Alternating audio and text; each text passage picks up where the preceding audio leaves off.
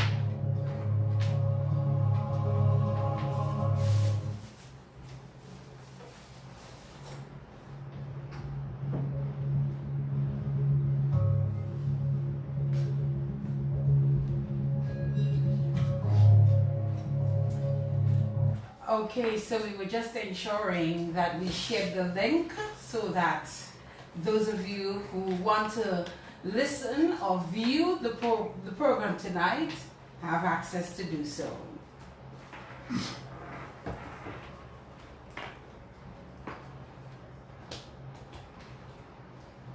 We thank Josephine Gabriel and the Company Limited for providing a gift of a bottle of barefoot wine for our guests tonight.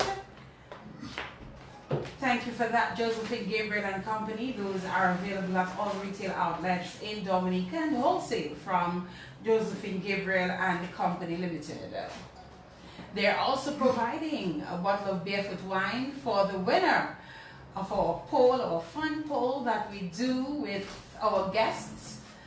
And our fun poll tonight, the correct answer had about 58 persons responding correctly, and all their names are in a bag, and at the end of the show we will do a draw for the winner. So good stuff. GK, Jordan Jerome, Deepex, Akim Lowe, our social media platforms, the In the Spotlight Radio Show, our group by the In the Spotlight Radio Show.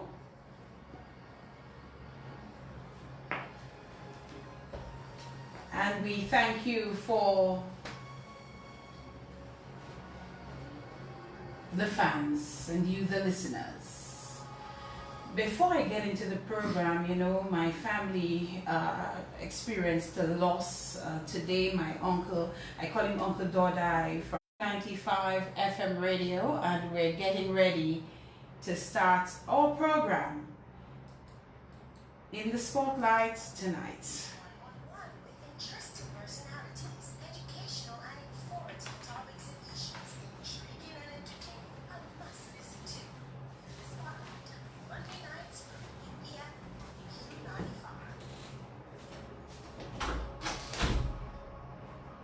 Good evening again, everyone, and welcome to tonight's In the Spotlight radio show.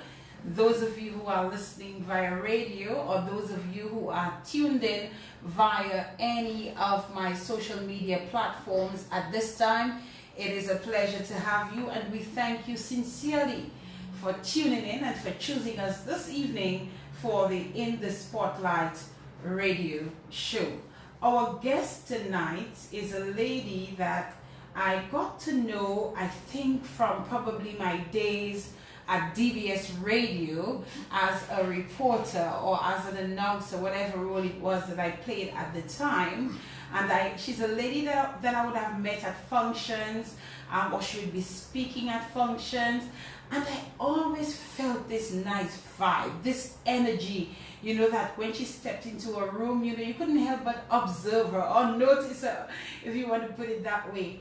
And she's always somebody that I admired, you know, somebody that you couldn't help but pay attention to. Her name is Mrs. Helen Roye, affectionately known by many as Nurse, because that is how it all began. She joins me on the In the Spotlight radio show tonight, being in Dominica on vacation because she now works and resides in Guyana, and we'll talk more about that as the program moves along. But before she moved on to Guyana, I was actually trying to get her to be on In the Spotlight. I'm not even sure that I had already known that she was moving on to a new role. And we just, for some reason, we didn't get it to work out. And guess what? You know, I caught her. She's in Dominica on vacation. And it is my pleasure to introduce Nurse Helen Roye on the In the Spotlight radio show. Good evening to you and welcome. Good evening, Ferdina. And I really want to thank you for this opportunity. I think it's an honor to be your guest in the Spotlight radio show.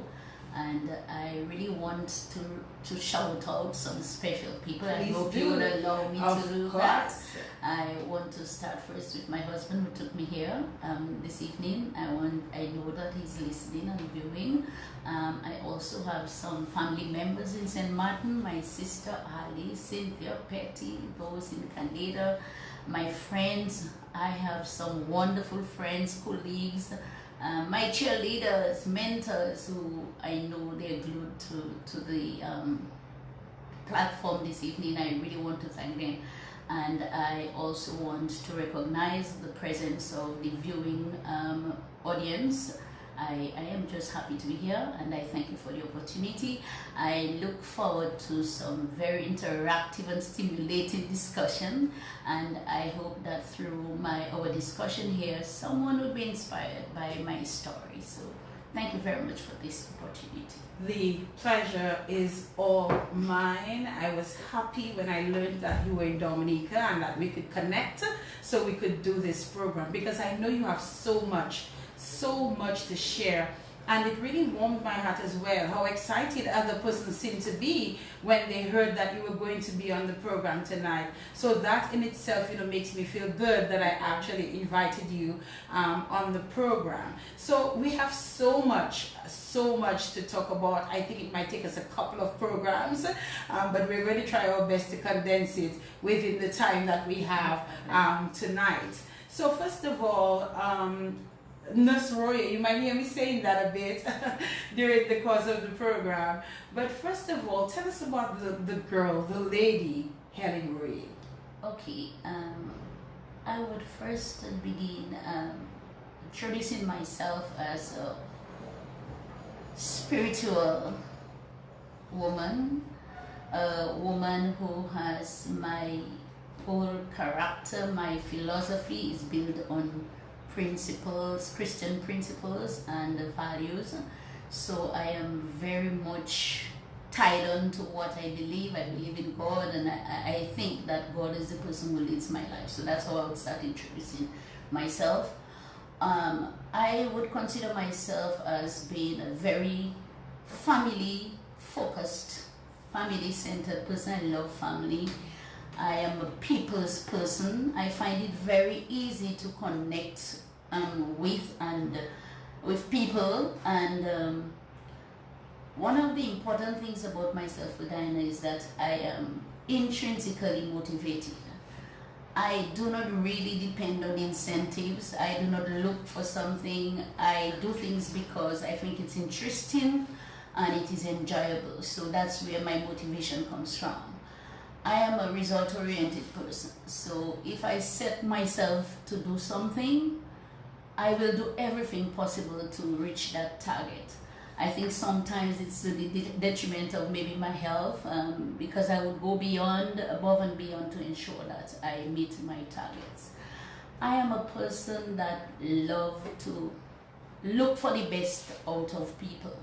So even in situations where you do not really see something good, I will search until I find it. Is that so? That is my type of, because in every person, I have learned from my journey that there is something good in every person. So I am the type of person that will search for that one good thing and see how I could assist. Also, I am a person that is not easily sidetracked. So in spite of the challenges that I may have gone through or still going through as a human being, you know, we do face our own challenges. I am not easily sidetracked. I am very focused. And another thing is that I always see the glass half full and not half empty. Because I think you need to put much more into getting an empty glass at least half, and you have less to do if it's already seen as half to bring it to full. So that is how I look at it. And I try to make do out of every bad situation. I try to get something good out of it. I'll give you one of the things that I can remember very vividly. I don't know if you remember, it was in 2015 or 16 when there was that protest in Salisbury. I was the then permanent secretary of the Ministry of Health and Environment, and on my way to work, my husband was also with me because he wasn't feeling well that day and he was going to be with me in town for the week. And when we came to the Salisbury area, we noted that there was a long traffic line. And I went out of the vehicle and I just, nosy, I asked the policemen what was the situation, and they said that we would not be able to travel that route to Roseau. And two options, we either turn back or take the Marigot Road. Knowing the type of person I am, I said to my husband, I'm not going back home and I'm not going through Marigot. So he said, what we'll do? I said, we'll get something out of it. So I pulled out a bit and I started to do some of my work, hoping that in the next half an hour I would have moved off. And then it just got worse, and then the policeman said, no, I think you need to. So Guyana, I thought very quickly and I said, where is it I could go and have a good time while they're doing this stuff? And I called Sunset Bay and I asked whether they had a room, and they said yes. And I told my husband, I guess we maybe need some rest, let's just go. We went to the sauna, there was a boat giving some ride, we took some ride, and enjoyed ourselves, went back, I did some of my work. Yes, I did some work. So by the time I called my secretary to tell her that I wasn't coming, she said, P.S., I know that you would not be bored. I don't get bored. So that is the type of person I am. And I feel that I have a special heart for vulnerable people, and that has been something for years that I just feel, and I pick it up very easy when I don't have to ask you if you're vulnerable. I will feel the vibes, and then I feel, that I am obliged to do something to assist. So I think in a nutshell, that's who I am. I like to motivate people. I like to know that persons feel comfortable and you know, just try to be as nice and not always. I'm a very serious person, but while I love work, I think I love people more. So that's the type of person I am, looking out and making sure that other people are doing well and making sure that I reach my targets.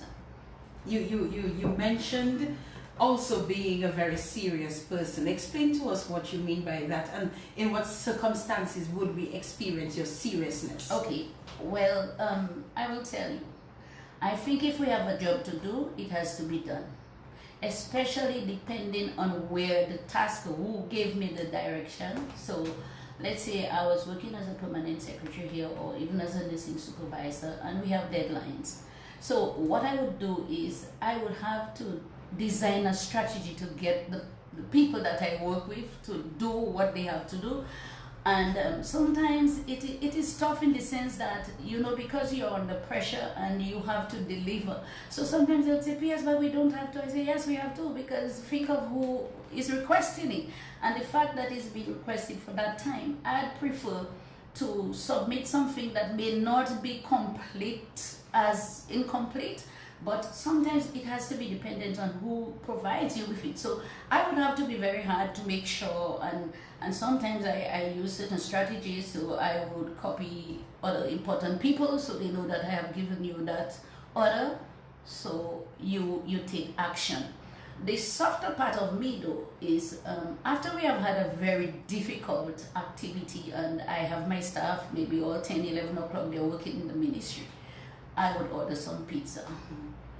I would give them, tell them, well, you know, I cannot repay you, but we could work out how you can maybe take a few hours off, or, you know, or if they need something to do that we can kind of, you know, decide on treating them and making them feel that what they did was worth whatever.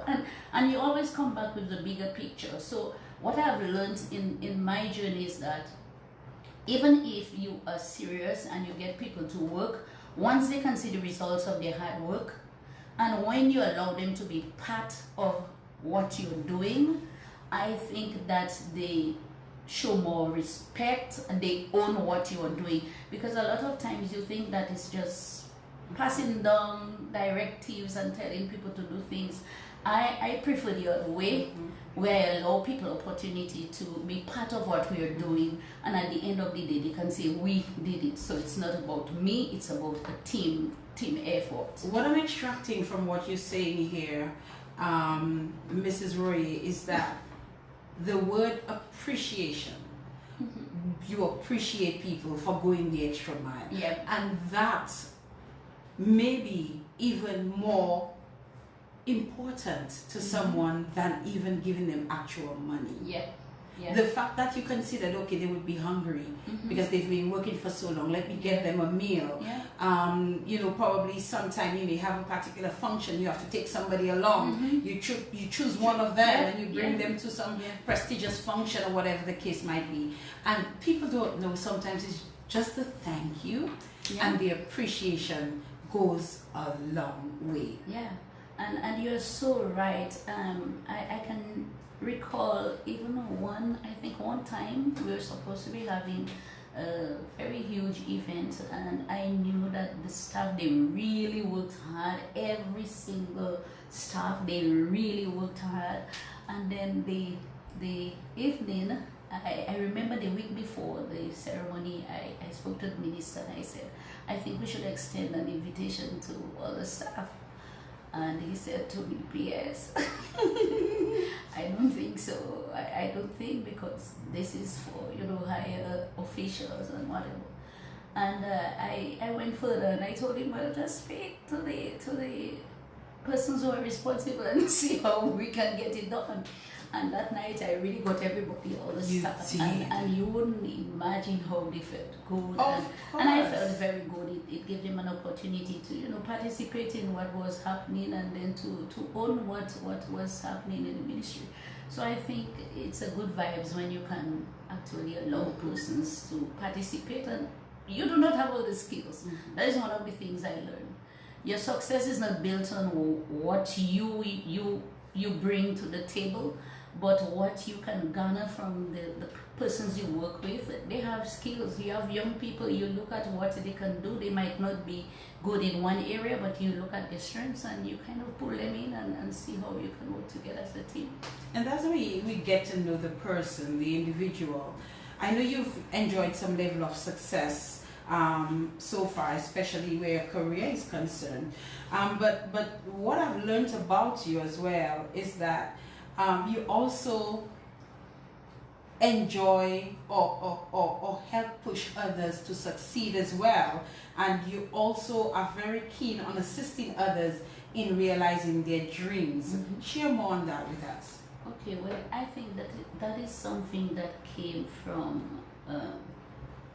actually, I would say maybe from the age of 14 or 15. I remember specifically that my mom died, and I had actually to take care of my niece, right? Because she had taken my niece to live with us, and then she was gone. And then I remember my mom saying to me, if she dies, please make sure I take care of her. And I just felt from a very early age that I wanted to help people, to the point where for Ferdina, every common entrance I would be the person that would collect results, go and find out whether that child did well, and whether that child, especially in my community, whether they passed their common entrance. And I felt, even after I got married to my husband, who was a school principal, we decided on assisting some students who were not doing too well in his school, preparing them for common entrance, and it just grew to my profession when I became a nurse.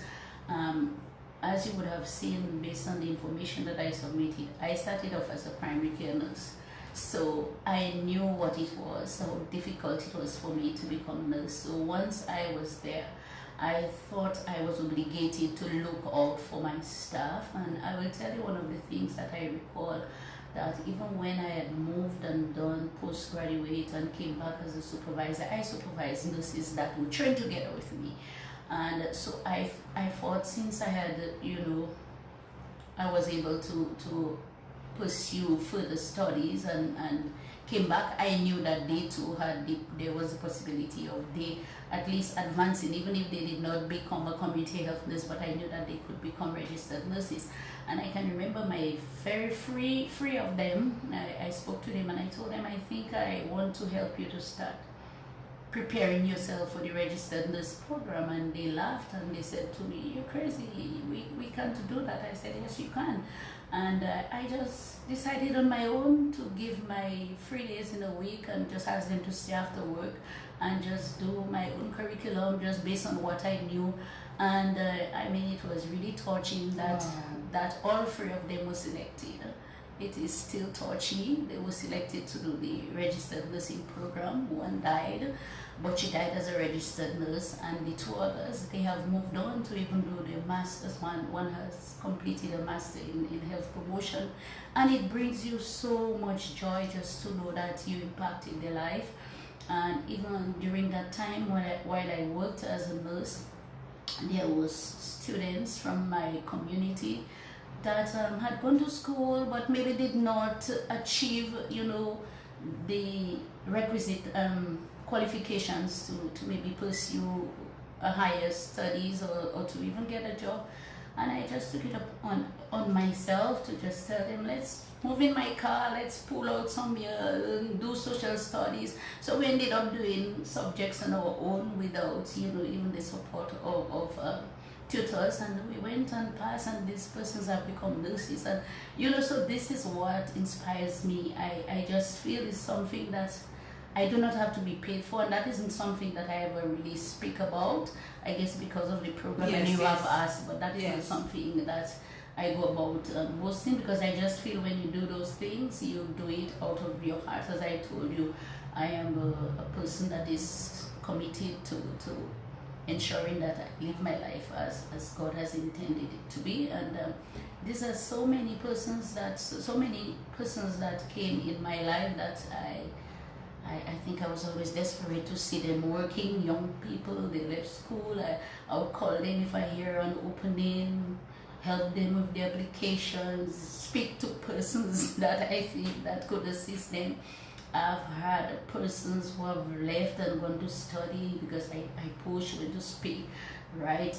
Help them to do the applications and try to see how I could get support, and they have done well. Some of them have passed, some of them have actually they have done PhDs, and it's just good feeling that you're still alive and to see persons that you have impacted and made a difference in their life. And sometimes I tell my husband, I don't think that work in itself motivates me.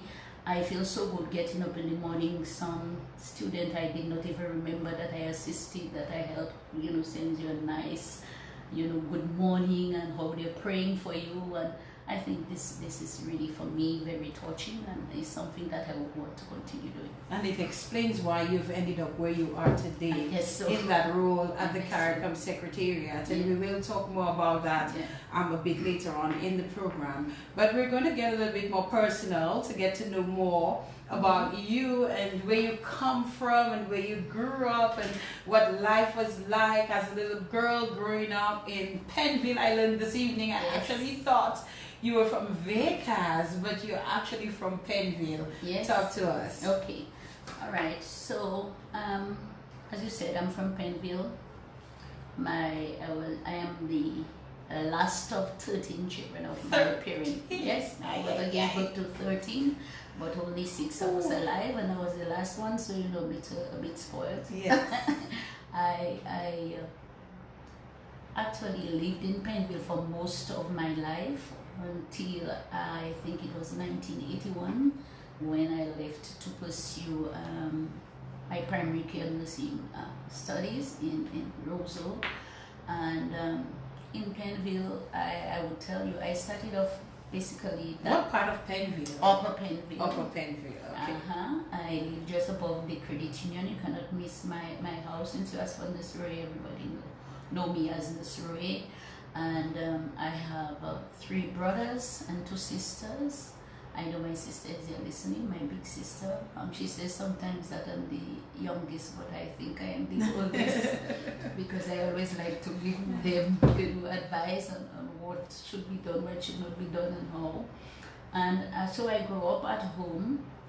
My father, I would say, was one of my greatest motivators.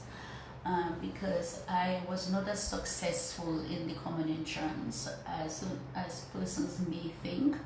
I actually ended up being on the supplementary list. Oh my goodness. I remember there used to be a supplementary list. Yes, so I was the last name on the supplementary list. Are you serious? And I remember clearly that my dad said, he was a bit disappointed because he knew that I was a bright child. He didn't know why. So what was wrong with this? I just don't know. Maybe I felt even the same day I was so distracted. I forgot some pencils. I had to go back home, came back, and I do not know. But God had it for a reason, because I think that story in itself can motivate persons that even when you did not make it at this point, it doesn't mean that it's final.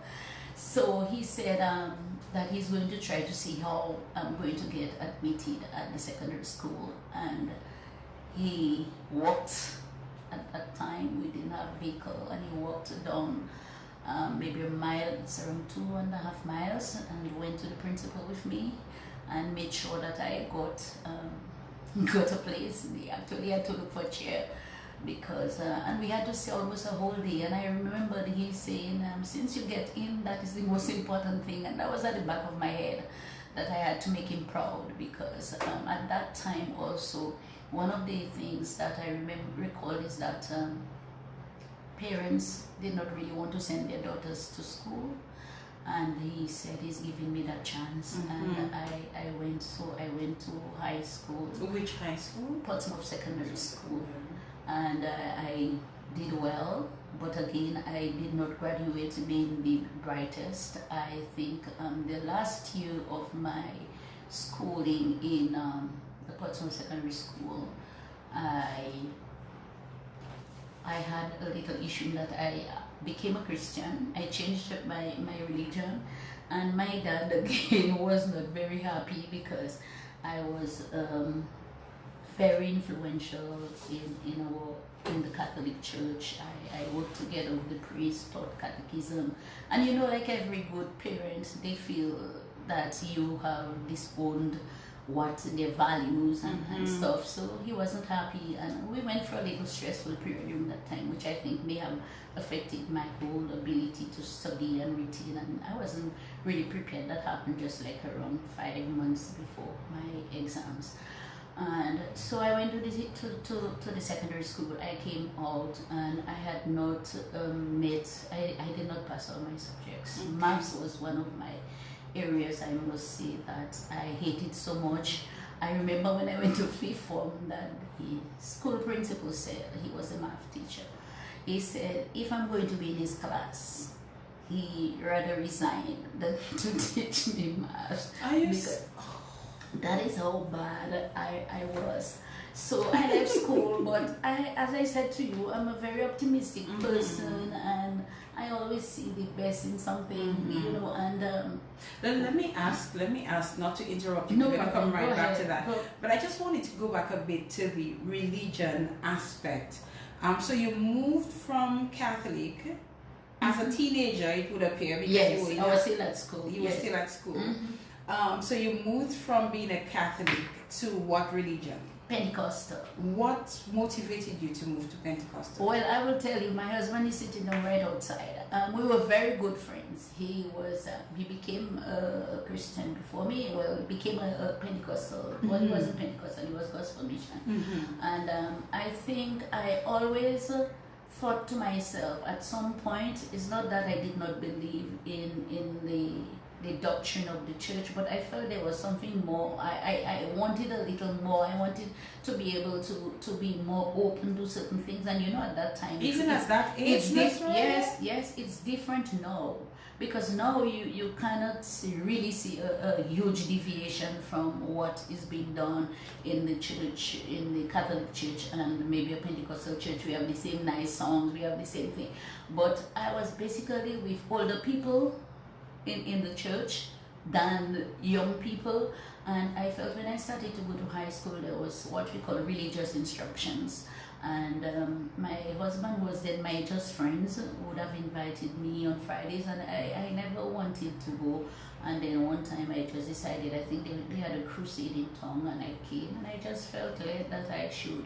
So I respectfully just told my parents, but my mom was okay with it, but my dad was not happy. So, but that changed though when I got older. My father said he's so happy that I have that Christian heart. We had such a very good relationship, and he said, I said, no, there's nothing you have to ask for forgiveness. I just understood that you meant well for me, and to you felt well would have been where you placed me.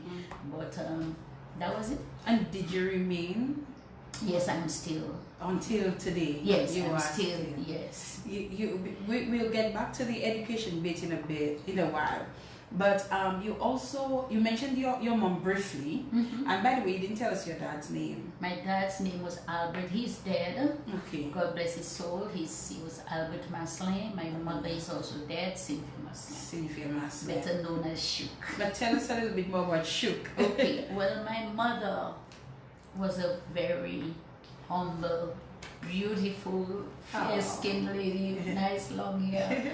And I think that part of me and even my other siblings, we love to give is because of the way we were raised. My mom had the biggest pot in Penville. When she made soup, it was soup for anybody that would come, those who were here, those who would pass by, those who may.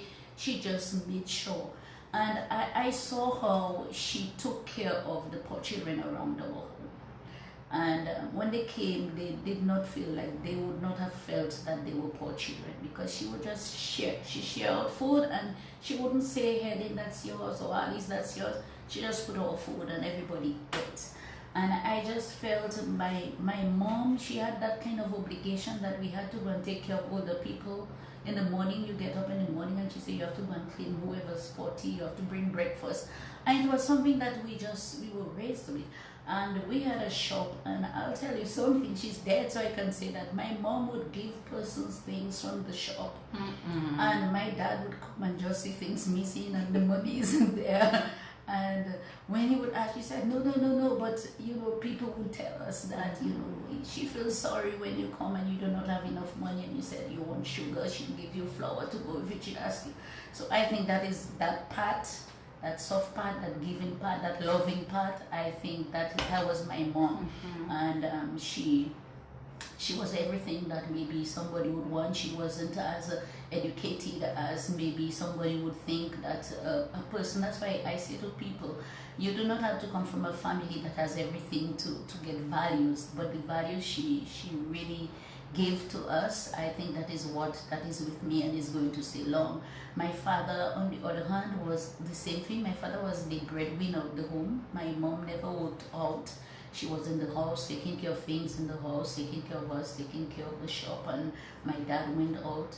My dad was the person you would see at 12 o'clock going to the garden, coming back at whatever time, going to another place, and he was just making sure that everything was okay. So we did not raise having everything, but we were never hungry, because he would do what he had to do to ensure that we had what to eat.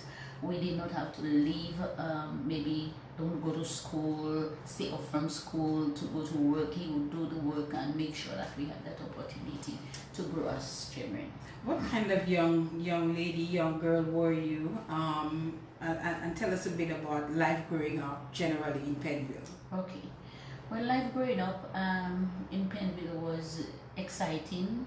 To the point where I still have my friends that I grew up with, and that is one of the good things. I may have moved and being much more advanced than them, but I still remember we used to be maybe in the early, I think it was around 13, 14, I think we used to walk to almost jail it to get mangoes.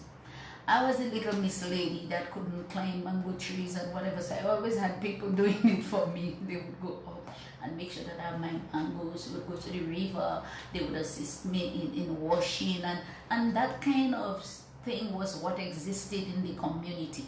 I was saying to my children who just visited recently, they were with me, I was saying to them, I mean, they never grew up having to go outside and play what we call laling.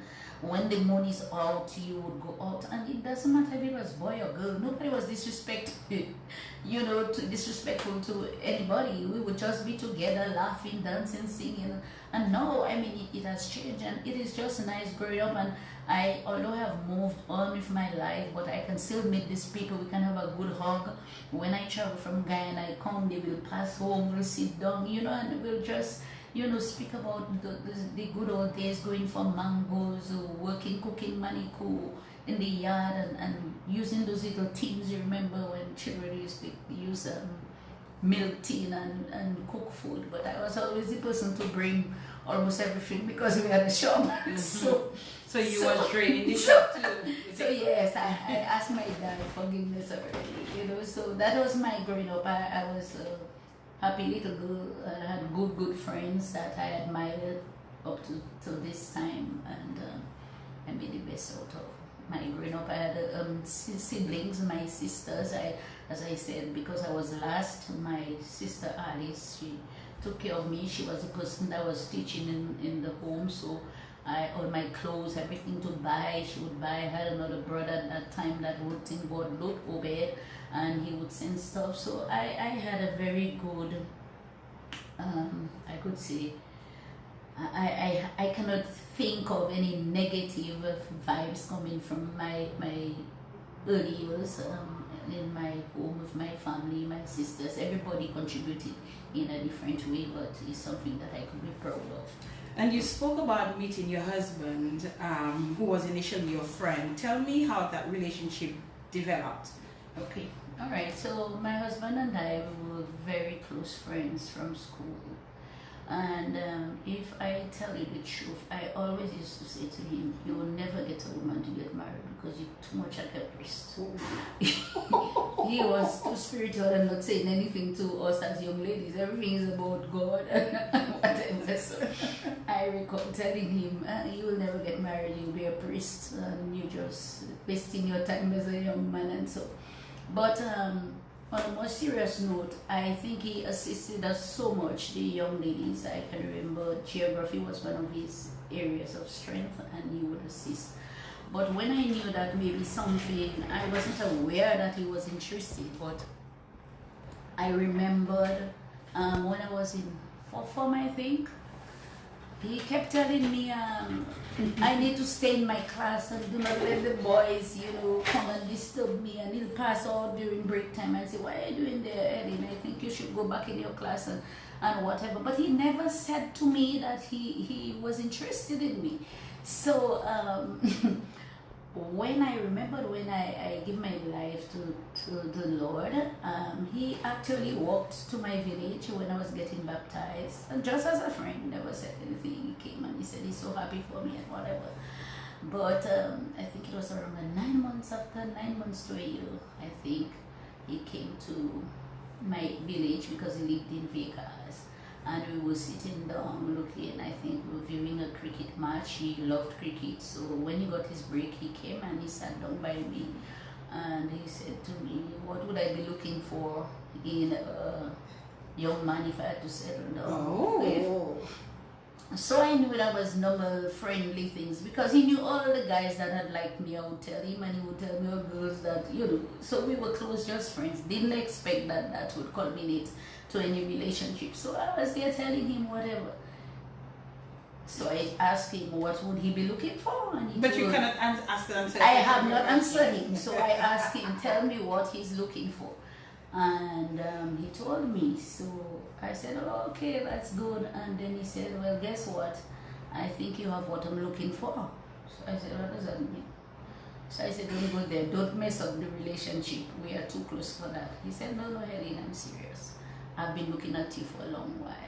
I said, me. I said, you crazy. I said, boy, no, you're not the type of person.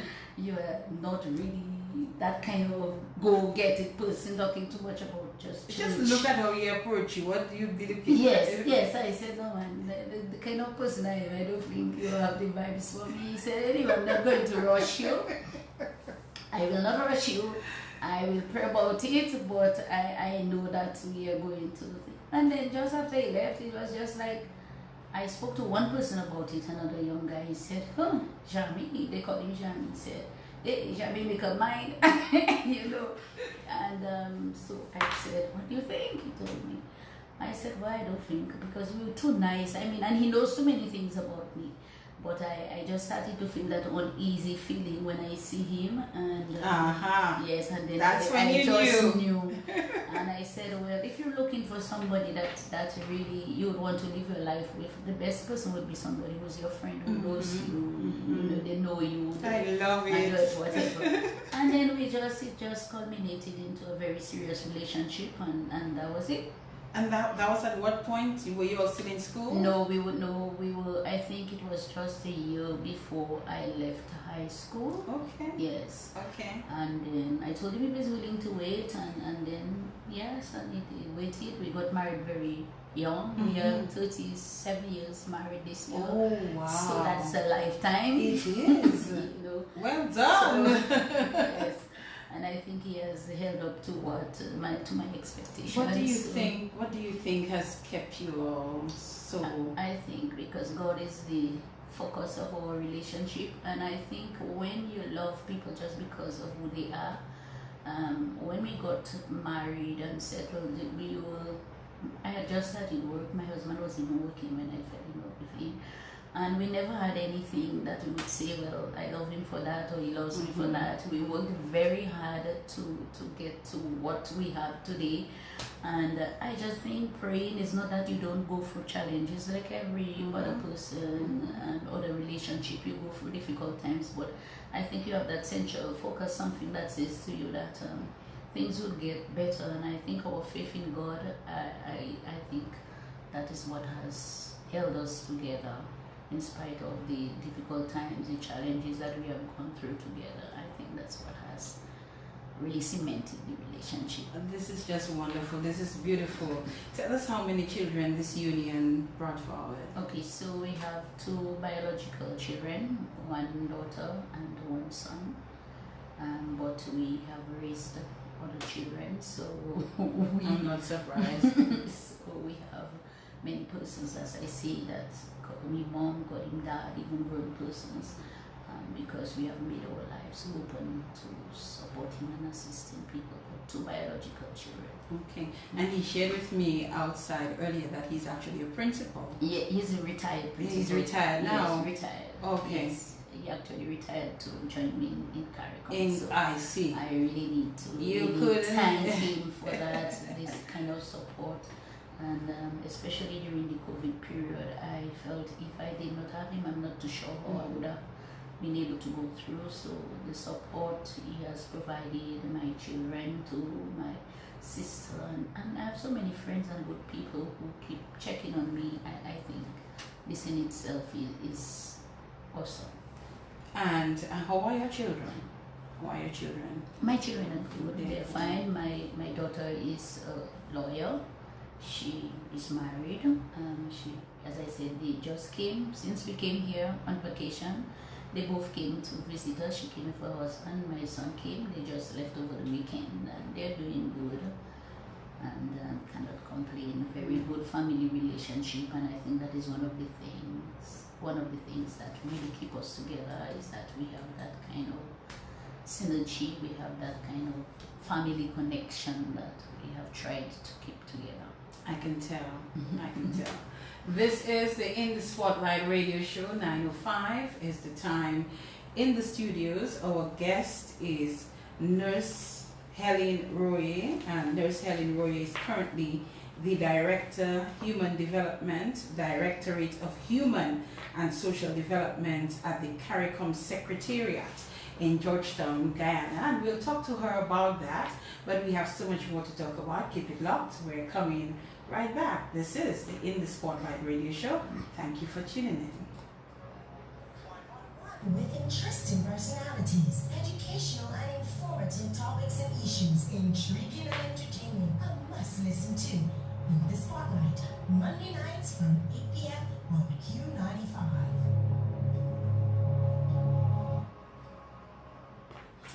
We're not wasting no more time. We're back. Can you give me the password? I'm losing myself. Okay, well, your mic is up. Sorry. There is not a password. Just look for the Q95. It's open. Yes. Wi-Fi.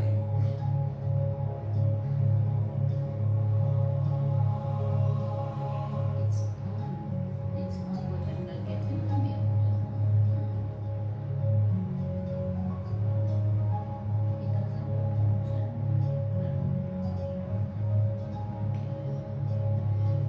I think I got it back. Good. And we are back at 9:07 in the studios of Q95. So while we were doing the getting to know you bit of the program, we had gotten to the point, and I've not forgotten where we left off, where you spoke about high school and also not doing very well as you would have wanted to for your was it CXC at the time, or was it CXC or A levels? It was Okay, not and Mike. A-levels. Mike. Sorry, it was not A-levels. It was GCA. It was GC at the time. Mhm. Okay, let's just make sure that the mic is. One of our viewers is saying that you're a bit low. Okay, yes. So, yes. So tell us what happened. What happened? Okay, with that? so as I said, I was kind of distracted, so I did my subjects, and I was very disappointed at the end, because I always wanted to be a nurse, and the subjects that I required, maths, English language, and at least one science subject, I was not successful at that first attempt. And but notwithstanding, I started applying for jobs, which I think was crazy because I knew that I had not done well, but I wanted to work. So I would leave my home like 3 times a week, traveling to Roseau through Marigot, and in search of a job. And I would have, you would expect the answer would be, you're not qualified, because at that time I think you needed to have at least 4 or 5 subjects, and you're coming to get a job, and the persons, were more qualified and whatever. And I remember very clearly that I learned that there was a teacher was going on vacation, maternity leave, and I wrote my application to replace her. I went to the school principal and I told him, I learned whatever. He said, yeah, but what subjects do you have, and are you qualified and whatever? I said, I don't know what you define as qualified, but I know that I can teach. And then he said, he would give me a little chance. He wrote the request, and he said he would send it down the following day. But I said to him, no, I can take it, so just give it to me and I'll take it. And I hitchhiked and I went to take it into the Ministry of Education. And I remember that when I brought it in, I was told so many persons have applied, and I said, yeah, but are you seeing these people? You're not seeing them, you're seeing me. Almost every week I'm here. So just give me a little opportunity, and I'll make you proud. I will be able to do whatever. So you sold yourself. And I remember the then Chief Education Officer said, young lady, I don't know why you're not giving up. There are persons that have applied before and that are more qualified. I said, sir, I need a job. I need to work. And this is the best opportunity somebody's going on leave. And he grabbed this stuff from me and he said he cannot believe that the principal is sending my name and the other people and whatever. Wow. Yes, I remember that. And then anyway, I think a week after, I got information that I was selected. How did that Let me happen? tell you, I was just so excited, and I just knew that I had to do well and I had to represent myself. So I went to work, and it was I think I was expected to just 6 weeks, which is the normal time they give persons when they have babies. And I ended up teaching for an entire year. I only moved from teaching when I got to my nursing job, which is what I always wanted to do. Persistency. I just did. I did well. I have a good relationship with children. You just do, and that is why I say to people, you do not have to have everything from the start. You just have to be motivated to do what you have to do, and you have to be focused, because so many things, I never bothered about other people doing well. That's good, I'm happy for them, and I had to look out for myself. But for Diana, what was important is that I did not just stay there and said, oh, I got a teaching job. And no, because I knew I wasn't qualified, that qualified. So I started doing subjects, and it just became very difficult. For whatever reason, I cannot recall why. I moved from maybe getting D's in math to ungraded. So it was enough to just get distracted and forget about it. But I remembered, again, my husband, very supportive. And he said, boy, you just have to try. If it's nursing you really want to do. I was getting the other subject, but I wasn't getting math. And then, and the last end, when I thought that that was it, and if I didn't get it this time, I would not become a registered nurse, because I was a primary care nurse, yes. But the primary care nurse, I think I just needed to pass an entrance exam, which was easy. So even if I didn't have all the qualifications, I was accepted. So when I decided that it was really like the last chance for me, I asked my sister-in-law, my husband's sister, and she was very good in mathematics. So I asked her whether she'd be willing to sleep in the health center with me. I had my second baby then, and I told her I need to learn that thing from scratch. If you'd be willing, you could sleep with me in the health center, and then I would just do maths. Wow, you're making me shiver. Yes, and that is Bernadette Roy. I hope she's listening. I really want to thank her. And she took me from scratch. And when she says scratch, I tell her everything you know about maths from the beginning to the end. Just run me through it so that I have a good concept. I'm a person, I do not want to just people to do things for me and I don't understand it. So I felt privately, you teach me, even though I feel dumb, at the end of the day, I want to know I can pass the mathematics. And then she was very, very good, and she worked with me almost every day. My husband used to normally bring my son to be breastfed, and then he would go back with my son, sleep at home, and I slept in the health center. And I remember when I went to do the exams every year, I would hear the little mumbling, but she's not a nurse now? How come she just come in and do exams all the time? Because I was a primary care nurse, which is a level 2 nurse, but I wanted to become an RN. And then I did it that time I decided. By then they were doing CXC and GC. I registered for both and I passed both. You passed both. And it wasn't long after that I applied for my registered nursing program, and then I was selected to pursue. Nurse Roy, I want to say this to you, right? I appreciate, is the word I'm going to use, your honesty and your directness in sharing with us that part of your educational journey. Not many people would come and sit here and speak about doing their exams and not getting subjects and, you know, being bold enough, knowing that you're not qualified to go. What makes you share that? What makes you want to share that with us tonight? Yeah, because I feel, Ferdina, that too many of us feel that we just arrive. And I don't see how that will assist anybody. You have young persons who feel dejected, rejected because they did not do too well in school. People are actually suicidal because of that. So I think if my life story can assist somebody, it's not about me. My life is not about me. But you're not embarrassed. At the end of the day, I did what I had to do, and I'm very qualified now. So yes. I do not have I do not have to be worried about what was my past. I think if I can use my past to motivate somebody, which I have done, and I do motivational work. I have spoken at graduations, and I always use my story to motivate students who may not be doing well at the time. And I say, look here, if I have done well, and it's not, you're not doing well, it's not because you're stupid. There are different dynamics, different things that you go through as a young person at the time in your life that just, you know, disrupts your whole attention, and you may not have been so focused. And I don't think to me, it's a good story.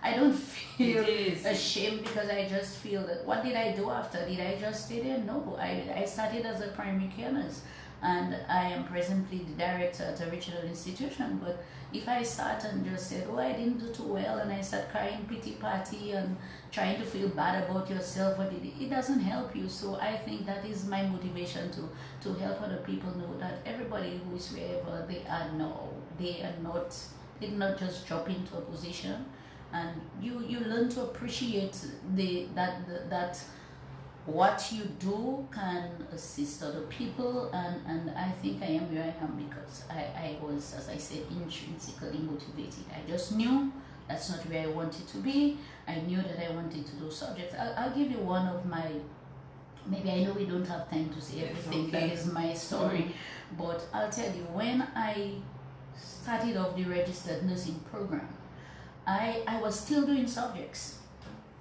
I just wanted to prove to myself that I have the ability to do well. And I can remember when I had to do gynecology and I had to do surgery. Dr. Paul was our tutor, and Dr. Fiora. I can remember I had exams falling the same time with my nursing exam, because remember, I had registered to do the classes because I wasn't too sure if I was going to get to registered nursing. So I was just doing things to prepare myself. So I said, let me do business subjects. And I just started off. And when I registered to do the business subjects, then I was called to do the nursing thing. So I said, I can't go classes because I'm in Roseau. So Ferdina, I'll tell you, the day before the exam, crazily, I went to to Jay's the Friday, and I said I'm doing my exams on Monday. I bought the free books.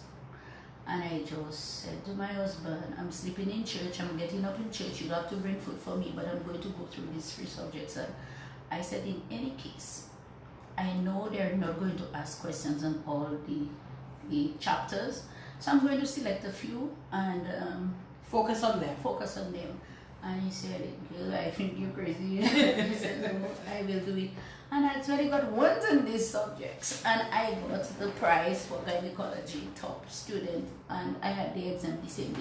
So I'm just saying that to let you know that it's just your motivation. That's where I don't mean to interrupt you, Yes. but you're giving me all kinds of shivers. Yeah. And I'm sure the same is happening to those who are listening. But some people know my story. Well, so. I don't. Yes. I'm hearing your story for the very first time. Yes. So it's really intriguing to me, you know, what you've done and where you've been. And you know where you've gone to. So I was just that kind of crazy person that I just felt I had already registered for the thing and I'm not going to lose. So I just said no. I think I'm good in gynae. I think I'm good in surgery. I would pass these exams very well without any problem. But I'm going to buy my books, and I went. And the person selling the book is looking at me. When do you have the exam? I said Monday and Tuesday, and I just slept. That's madness. I just slept. And I read, you know, things like history, they give you 5 questions. They're not going to give you the 16 chapters. And most times they have 16 questions in different chapters. So I just chose those I knew that I could say something about. And POB was the same thing. I did POB and social studies, and I got 1s in them. Wow. And I just think it's just wanting to do what you have to do and try to perfect it. So I stayed whole night. My husband is here, he's listening, and he knows Yes, he's right outside. I thought he would come in to say hello to us during the program. He brought my meals for me, and I just stayed there. Monday morning I got up and I went to do my exams. Actually, the registrar at that time had to arrange a time for me to do it, then for me to do my gynae, and then I actually graduated as a valedictorian that year. So I think it's just... What is the story? What is the lesson there? Well, the lesson is remaining focused. I don't waste my time listening to naysayers. Anybody who is close to me know that. I have a positive energy about people, even and not really. I love people not because you love me. I just love because I know I'm supposed to love people, and I do not waste time on things that do not really matter. So if I know where I want to go, I am working at it. I do not waste my time stopping to this one said this. I don't think this helps, and it doesn't take away from you when you help people. When I came into nursing school, I tell you, Ferdina, we need maybe like 2-3 programs to be able to discuss my own life story. When I came into the nursing program, I remembered when I applied, they told me because we were already level 2 nurses, that we would be exempted from the first term. So we came into the second term. I knew I was doing very well from second term, and pushing myself. I think it was 3 of us that got the opportunity as nursing level 2 nurses to do the course. Just maybe a few weeks, like 7 weeks before graduation, I remember the then tutor, Mrs. Lawrence, Angela Lawrence, if she's listening. She called the 3 of us to her office. I think she placed a thing of tissue, a roll of tissue there and the telephone, and she said when she's through talking to us, we can either use the tissue if we're crying, and we have the phone to call whoever we want to call. But she has some not too good news. And she said to us that we can only graduate if we do the first term exams, which you were not prepared for. No, because you were told you were exempted. No, but again, you have to think of things in a positive light. So I remember one of my friends, she took a tissue, she was crying. The one said, oh no. I said, okay, will you give us the notes? Since I can get the notes, I'll study, because it must be a reason why you want to do that thing like that. I said, Mrs. Lawrence, at this point, she said, yes, you all have to do it or else you cannot graduate. I said, I sure want to graduate. I'm doing too well for me not to graduate. So she said, yes, she'll make the notes available. And I told my colleagues. But that wasn't fair though. I'll tell you, fair in the sense that I think when they started to aggregate our scores, remember there were persons before you who had a grade. So if you're going to give an average, they cannot give you an average over 8 core courses. And we only knew that after. If you have 8 core courses, your average cannot be over 8 because you only need 7. So I guess too, she was looking at the grades that I was doing so well, and I would not have been the valedictorian if I did not do it. Okay. Because I did not have a mark for grade for the first term. Yes. So we ended up, I told him, let us take the notes and we studied together. And I also get a gift for that. So I tell you, it's just a story. Wow. And then at the end, when we graduated, she said, you realize that you would not have any mark for whatever. And I just think that I wanted to have a level playing field, and she's a person that is very objective, so she wouldn't want to know that person said they did well and this. So at the end it worked out well for me that I had grading for all my courses. Wow, impressive. But why though? What was the determining factor in you deciding in a career in nursing? Okay, well, for me, because you said you always wanted to be a nurse. I always wanted to be a nurse. So what does that mean? I tell you, I always wanted to be able to care for people. I felt that sometimes I would see people that are not well, and I would feel I want to assist them, but I didn't feel that I had skill set to do that. So I remember that we had a district nurse at the time. I told her very early I was going to high school, and I told her that I would want to be a nurse. And so she said, it's okay if I want to come to the health center to look at what she does. And so I would go in, and she would teach me how to cut gauze and cotton, to look at the dressing of wounds and so. And then when my mom became a hypertensive patient, and I felt what she was going through, I think that in itself really propelled me and compelled me to really seek to do something in health, something to assist persons. I remember that I had the opportunity to go and do medicine too. And my dad, because of Cuba, at that time, persons had their own concept about Cuba. He said that he doesn't think he wants me at that tender age to go. And so I just resolved to pursuing my nursing career, and you would have noticed that I moved from a primary care nurse, then I did my registered nursing program, midwifery. I moved to community health nursing and then senior public health nursing. So I just wanted to be able to assist people to make decisions for themselves as it relates to their health. In terms of your job, and you speak about the different layers in which you performed your role as a nurse, but what was it that gave you reward? What was rewarding to you about being a nurse? Okay, well, as you would know, nursing is a calling. You can be called a nurse and not be a nurse. You really need to be called. That compassion, that passionate feeling for people and helping to see people do well. And over the years that I worked as a nurse, what really stayed with me and was very rewarding is to see that the interventions that I made, they resulted in somebody being better. So you would have maybe discussion with a diabetic, and you speak to her about what she should do, and then you realize, you see that the sugar is going down, or maybe you take care. I used to like old wounds. Very funny. Nurse. Very funny, yes. Because the glory and the reward is to see that you take care of a wound that really everybody thought that maybe the person would have lost their leg or something like that, and to see it get healed. So I got joy from that. The joy that you get from just delivering babies. You know how it feels when you walk to the bank or you walk to the ministry and somebody says, nurse, and they say, yes, my mommy always told me you delivered me and whatever, and they help you, and it's just a good feeling to know that you were part and parcel of whatever.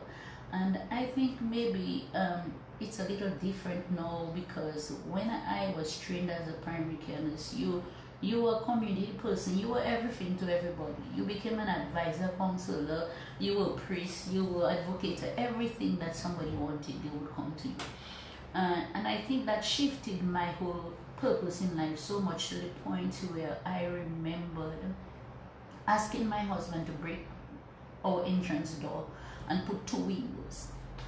And that is because I did not want persons to call me while I was asleep and I missed it. So we had 2 little windows and I would keep them open just to hear if somebody come in the yard and any hour of the night. Yeah, because that was your life, and if you missed it, you may have missed somebody maybe in labor. And Ferdina, I had several deliveries in my house because they come to you very late, and not every time persons want to come in and wait and go through that whole process of taking care of them in labor. So when they come to you, it's when they know they're almost ready. And several times I had to shut my room door, shut up my children so that they cannot come in the living room because I'm having a delivery. And there are times that I had to use my own vehicle to make sure that I rush to the hospital because I checked the person. And you know what was rewarding is that even at the level of a primary care nurse, I respect level 2 nurses. I respect everybody, but I have a love for primary care nursing in that we were foot soldiers. We started as guinea pigs, but I think we had such a dedication and love for what we did that your life was a story. So I would use my vehicle to take a patient, and I didn't have to think of whether you're going to pay me or, because I just wanted to make sure that since I cannot provide the care that you need, that I needed to bring you quick. And quick maybe just using my vehicle, because by the time I call the ambulance, you're one ambulance, the ambulance may be in Roseau, and by the time. So I did that on several times, and I just felt good. I can remember to one time that my husband called my supervisor and said, I don't think it's fair to my wife that she's going back to town. I had 7 trips that day because, there are times they say. 7 trips from where? From Roseau to Penville. Because there are times they call seasons when women are just having children. So that was a season, and I was pregnant myself. and the last time when he called, she was a very nice lady. She's one of my mentors, that's Nurse Marriott. She actually accompanied the ambulance when I called. And she said, no, stay. And she left me and she went with the patient, but by 8 o'clock when I went to the clinic, somebody was there waiting already. So, these are those times, but you had that joy in doing it, visiting them. We no longer visit people at their home 10 days in a row when they had the babies. I didn't have a vehicle at that time, but I would walk from one hamlet, from my clinic to any hamlet with my babies on my shoulder, with the mother walking to their homes. And you felt that joy. And as I tell you, sometimes with some of the parents will say, let me tell you, you can't bring no rudeness to nurse, when you see you meet her, because remember she that walked under rain, sun, and you just become part of a community. That's dedication I and commitment. remember one experience I had where I had a 13-pounder.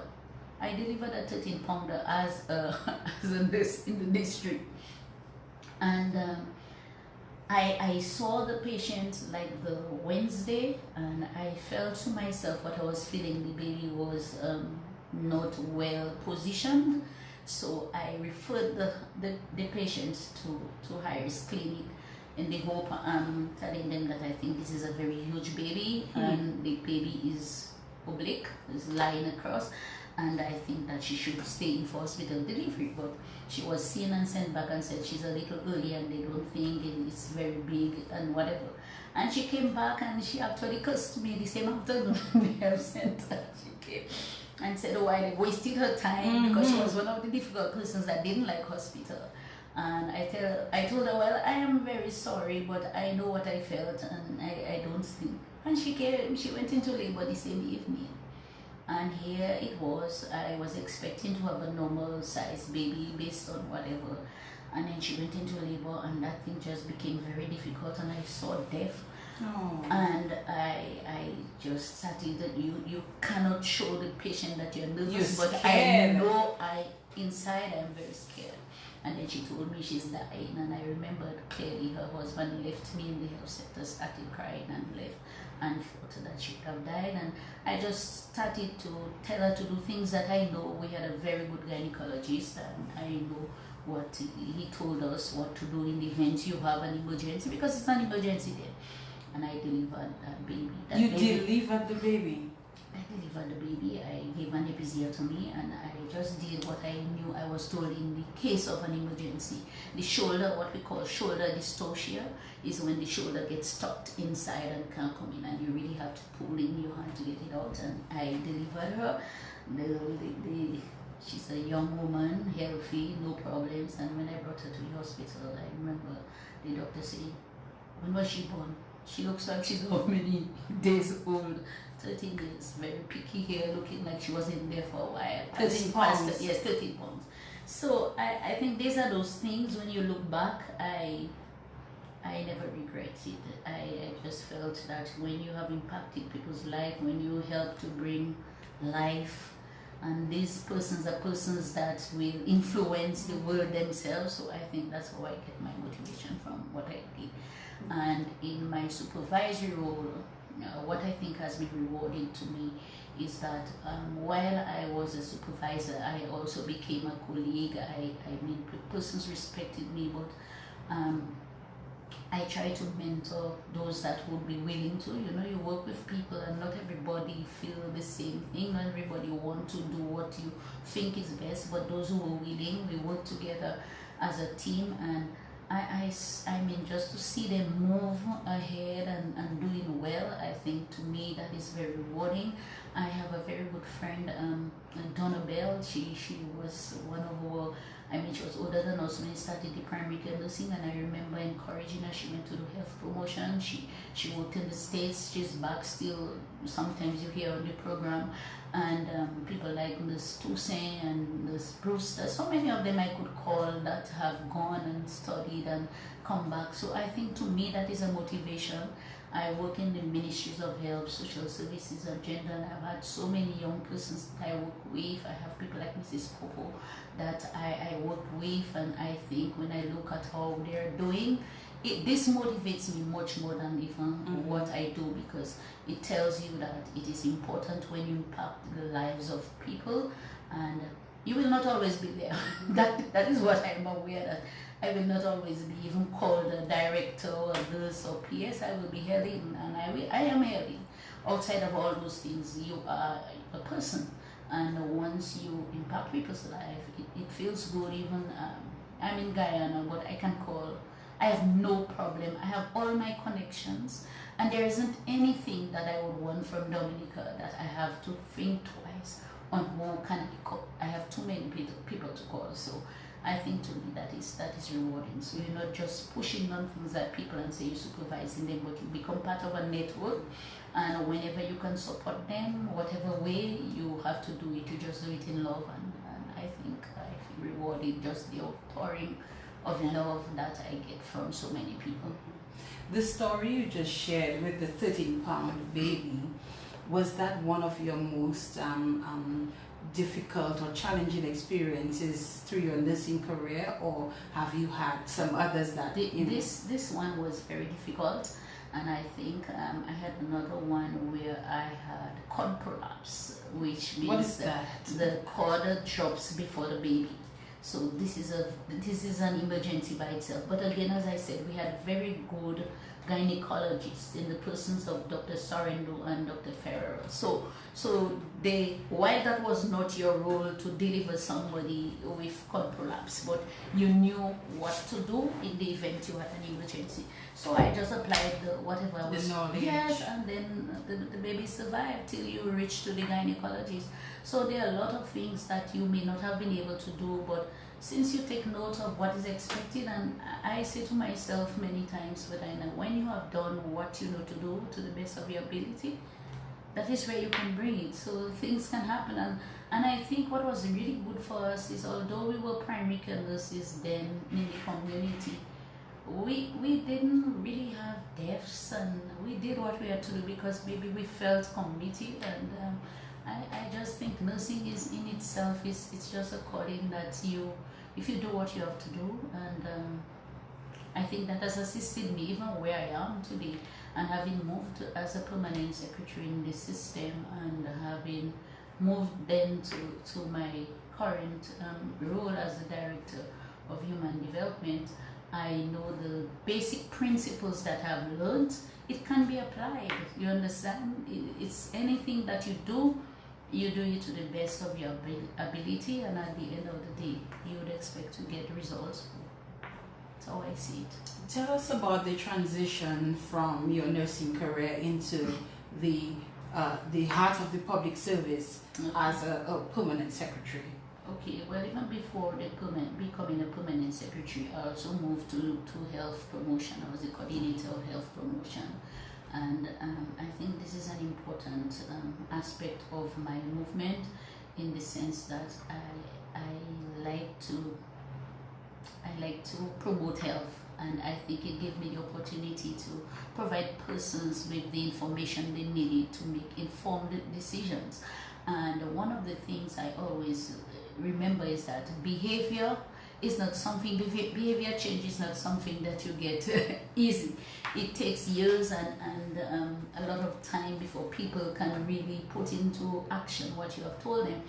But I recall that I was driving to the hospital, and I stopped at the Red Cross. I think the work I was doing in health promotion, always on the radio, always on the TV talking, and at that time we had a serious situation with chronic non-communicable diseases. I was also the focal point for that. Mm-hmm. So I always spoke about it, and lo and behold, I was driving, I just stopped around the Red Cross, and then there was a vagrant in the road, and I heard him shout, "It's CNCD." so I was like, so I say, that's what he was saying, he's directing at you. He's calling CNCD. so I said, "Do you know what you are saying?" He said, "After so much talking, you think people don't know what you're talking about now. All those old diseases like diabetes and hypertension." And for that, it just changed my whole thing. I said, even if you think that people are not, you see people not changing, but they are listening. And if somebody in that position could even recall, at least it's about diabetes and hypertension, more so persons who have an understanding. So that was my role in health promotion. All the public health threats like Zika, chikungunya. Mm-hmm. We had to develop policies, plans. I worked on a lot of proposals, got a lot of support from PAHO, and we were able to do that. I think it was in that role also that I initiated the health and wellness program, and then the government gave us the day off to do that. And when I moved to, my transition though was very quick, because I remained, I think only 1 year I did as health promotion coordinator, and the then PS was retiring. I was given an opportunity to act for 1 month as because she was on pre-retirement leave. But I know at the back of my mind, I never dreamt of becoming a PS. I did not see it coming. I knew that I could have gotten other positions, but I'll tell you honestly, it wasn't something that I was looking forward to. And I can remember when I was provided the opportunity, and I said, she's retiring and she's going on 1 month, and she's going to come back, but she is retiring. So why not give it your best shot? Of course. So I went for 1 month, but I know at the back of my head, if she's not going to be retained, I should have all reason to be held or called back after she left. And that's exactly what happened. That when she left, I got the position. I stayed in the Ministry of Health for 12 years. 12 years? I'm sorry, not 12 years, 5 years. 5 years. Sorry. Okay. And to tell you the truth, it had its own challenges. Just becoming a permanent secretary wasn't easy for me, having been a nurse, and you have to supervise persons who are your senior, so you can well understand a little resistance here and there, and but you remain focused, just know and respect people. And my kind of policy was, we have to do what we have to do, and while I respect people, I think we have to work and do whatever. And I'm the type of person, I will get anybody who wants to do the work, I will work with them. So I think the transition for me, it wasn't difficult in that I knew what I wanted, and health is it's a very challenging area, and I was doing health and environment, and with all this stuff that was happening, having Zika, having this, you always get blues, hospital, and at the end of the day, when you come home, I just feel good that I have done my best. My best may not have given the results that was anticipated, but you feel that inside feeling of satisfaction that you had done your best, and I tried my best to work with what I had, and the support of other staff. I had a lot of support, a little resistance, as I said, some places, but you had some persons who were willing to work and provide you the support. So I worked there for 5 years, and we had a lot of achievements. We had policies, we have strategic plans, we had a very good response. If you realize, sometimes we speak very negative of our country, of our achievements, but when you look at Dominic, I've always been impressed with the Ministry of Health and our response, and not because I was a PS, even though not being there, I was never afraid for COVID, because I know the persons we have educated specialists, we have doctors, we have committed nurses that would go beyond the call of duty. We have a system that is not very common in other countries. We have our senior community health nurses, we have our community health nurses, and the kind of work we do and the commitment we have, I knew that I could rely on that. So I worked and did my best, and I think after 5 years I was reassigned to the Ministry of Social Services and Family and Gender. And I recall people telling me, why are they sending you to another ministry? And I think while some people were crying that they were moved, I'll tell you honestly, I just embraced the opportunity, because I thought over 30 years of my life was invested in health, and I think it was time for me to maybe get myself oriented to other things in the ministry. So I did not take it on no negative thing. I just agreed, and I went, and I did my best there, and it wasn't too long when there was a reshuffling. You remember, then we had the ecclesiastical part added to the ministry, and here it goes. People did not understand, and I think people used to call me and ask me to give them a scripture verse for the day, and sarcasm and whatever. And I just felt I had an opportunity to showcase what we really did, and I think I placed a lot of focus on that last ministry in trying to raise the awareness of what family, gender, and ecclesiastic meant. I worked on working on the formulation of an ecclesiastical committee, and we had several activities promoting family health, men's health. We had a movie night, we had youth, and one of the important things during that time that I felt I had to think outside of the box to see how I could really showcase what we did. And then we thought of a play, and we bounced it back after Maria, and it was our staff. I remembered when I discussed with Mr. Hyacinth, he said, your staff, I could give you. I said, no, I want my staff. We have our story, and we want our story to go out there. Persons need to know what we do. And I mean, it was really a phenomenal play. They wanted us to stage it again, but I did it just the week. I was able to do it the week before I left, because I had committed myself to the young people and told them that we had to do it, and I just worked my heart out to make sure that it happened before. So these are some of the things, but looking back at the number of policies that we worked on, and the role of a PS it's a very wide remit, the kind of things we do under the supervision of the secretary to the cabinet. You have to advise on policies, you have to develop and make recommendations for policies, you have to ensure that the policies are executed in a timely manner. You are responsible for supervising the human resource, making sure that you have the right skill set in the right place, and so it calls for a lot.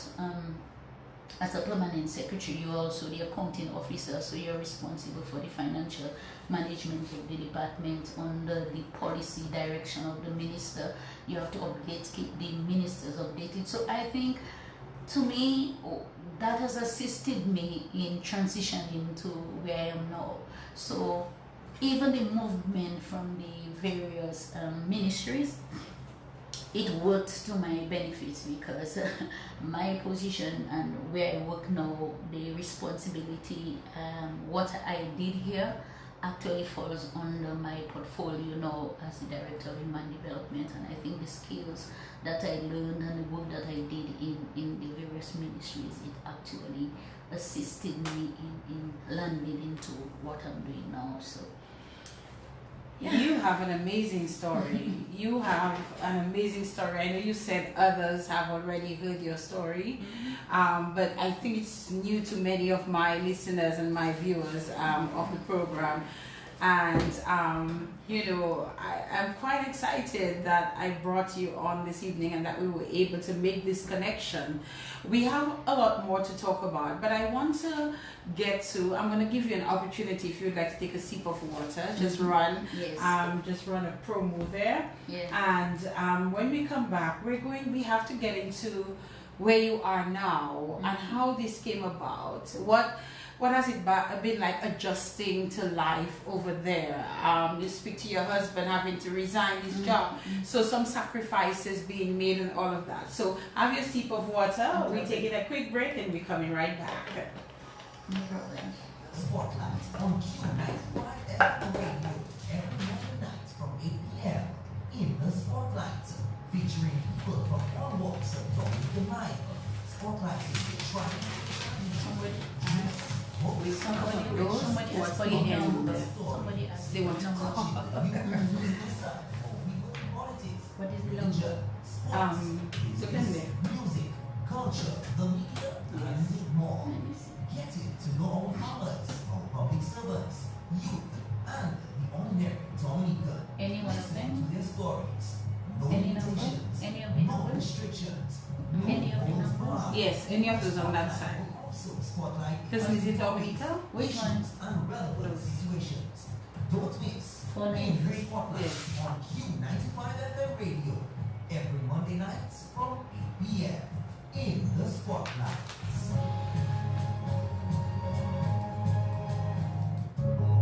One-on-one with interesting personalities, educational and informative topics and issues, intriguing and entertaining. A must listen to in the Spotlight, Monday nights from 8 p.m. on Q95.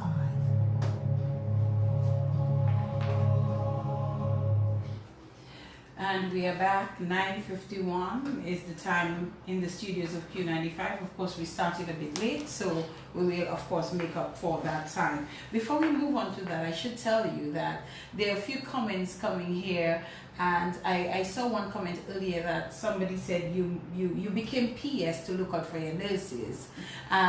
Somebody also just put there. Oh gosh, the comments are coming in there, so I just missed it. But basically, the other person, yes, you became PS for very good reasons, helping others, nurses.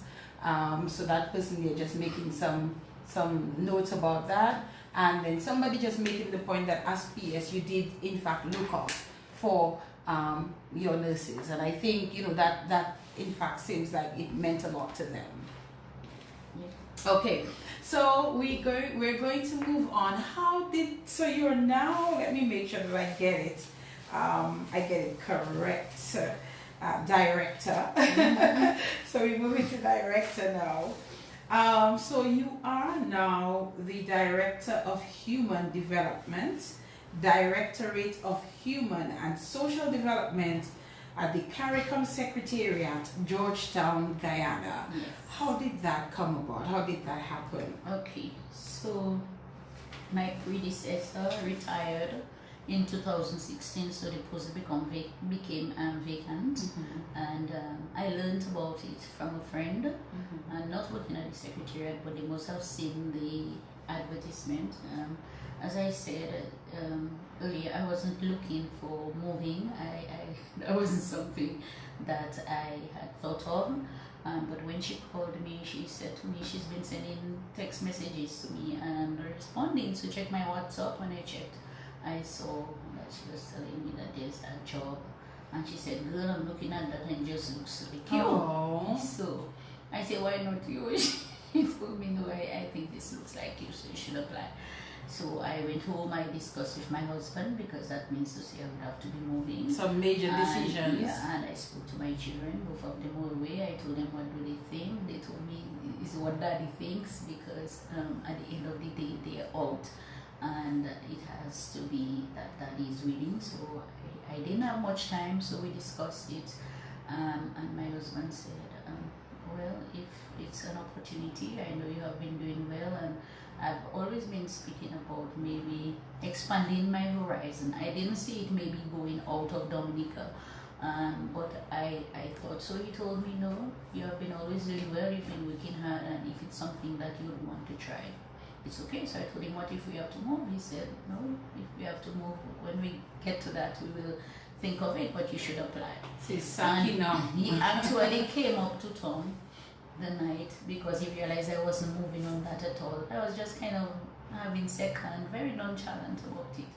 And when he came, he said, Helen, it's minutes to 12, they're closing at 12, and he stood up in the door and he's pushing me and telling me, finish send up that thing, send it up, whatever, we'll pray about it.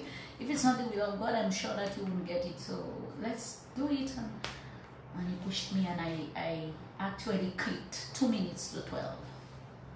So I sent it, and the next week I started getting messages from the agency, the hiring agency for Caricom, and it was a detailed process. It's not something that you just jump into. You had interviews, I had assignments, I had stuff to do. Yeah, it took some time. So I eventually emerged as a top person for the job, and I was offered the job. What you asked again about it?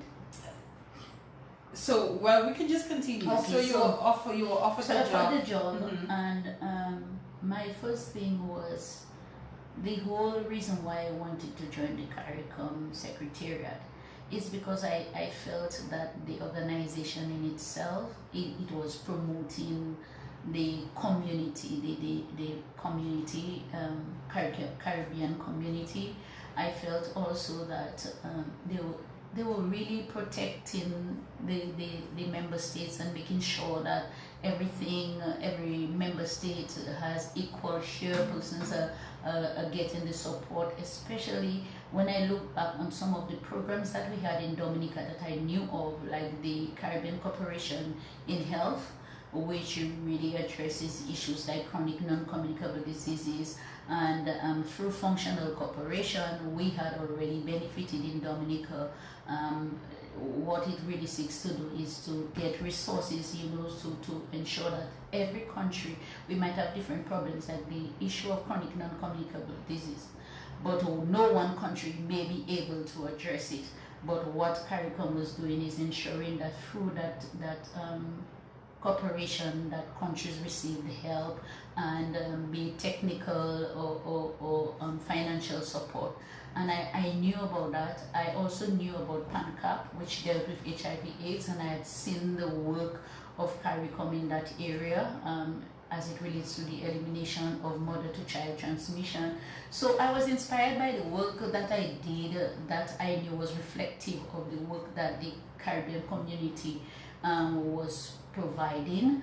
And I felt that the role of the director, when I read what was expected, I thought that it would have given me an opportunity to expand my own role. The technical expertise that I had, I felt that I could really utilize them in promoting the community, not just Dominica. I had done quite a bit. I've been working in the system for over 35 years when I left. So I thought that that would have provided me an opportunity to not only support Dominica, but to be able to work in the region where I could contribute meaningfully to the advancement advancement of the community, especially in the area of human and social development. So this is the whole reason why I accepted the job. So I never felt it as leaving my job or leaving my country, because I know, as you know, Dominica is part of the Caricom, and I felt that if we are promoting the enhancement and advancement of the community, that it would be a good opportunity for me to assist and bring whatever my expertise, my skills, bring it to the plate and see how I could contribute to myself. So that is how I really agreed to move on to this. Tell us what it was like leaving Dominica, where you've called home for your entire life, to move to settle in another island. Okay. Well, I'll tell you exactly how I felt. It was a bittersweet feeling. Bitter in the sense that I was leaving my comfort zone. Having worked in the public service for over 35 years at varying capacities, you would know that I had an informed perspective of what my role then, even as the permanent secretary, what I had to do because of the length of time that I had been working. So I was leaving that comfort zone. I was leaving very good friends, all my nurses that I had worked with, all the staff. I was in the last ministry that I worked, I'll tell you, I had some wonderful staff. Not that I had some good and wonderful staff in the Ministry of Health, but my last ministry, I mean, I do not know what word, adjective I could use to describe, but they just made you want to do stuff in the ministry, and they were very young people. I had a wonderful secretary in the person of Giselle. I had people like Mrs.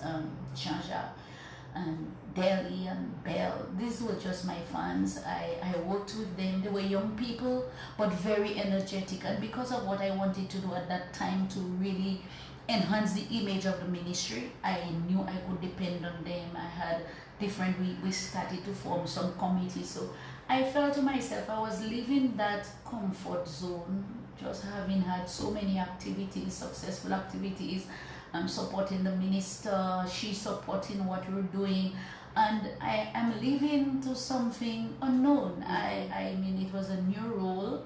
I knew that I could work and I could learn quickly, but you still had that kind of fear that you're going to the unknown. So that was the bitter part. I would leave good friends, persons that I knew that were looking out for me, and I did not know if I would get friends on the other end and stuff. But you know what was sweet about it is that I felt rewarded for the hard work and dedication that I had given to my previous positions. So I said yes. So if nobody sees but I know God, it was just like timely, and I felt that I was rewarded, and I thought it was a good opportunity that I would be able to not just assist Dominica, but assist other countries. So I felt that was good. I also felt good in the sense that it gave me a personal opportunity to expand my own role, to learn about the community dynamics, the diversity of the community, and so many things are happening outside. So when I went to the Secretariat, there are things that I knew before, but there are things that you learn when you come in, and you just saw those things when they were sent to you as a PS, but you are there working with the member states, because in my role I will work with governmental ministries, I work with international partners, and this we used to have that kind of relationship, but not at that level. So when you come to that, I just felt it was an opportunity for my own personal growth.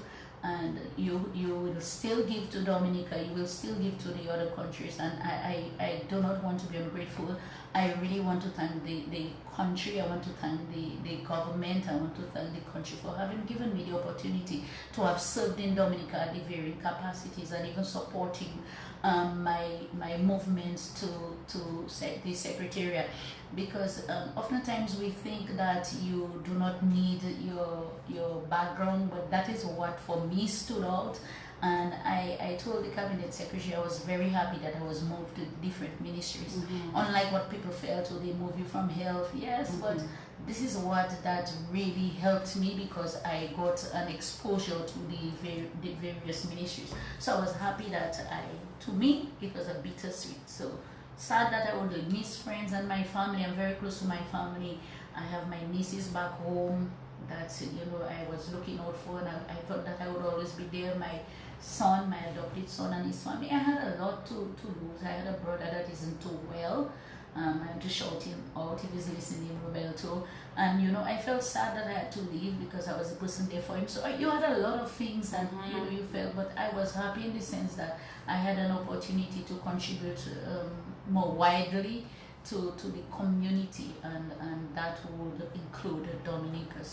So I think that for me that was how I felt. Tell us about Guyana and how you've adjusted to life over there. Okay, so for me, Guyana is great. I have not had any issues really adjusting. I think the lifestyle in Guyana is very similar to Dominica. I get more fruits and vegetables than even what I would get here. You have an abundance of fish. I have met great people at work and even around, persons who work, people around.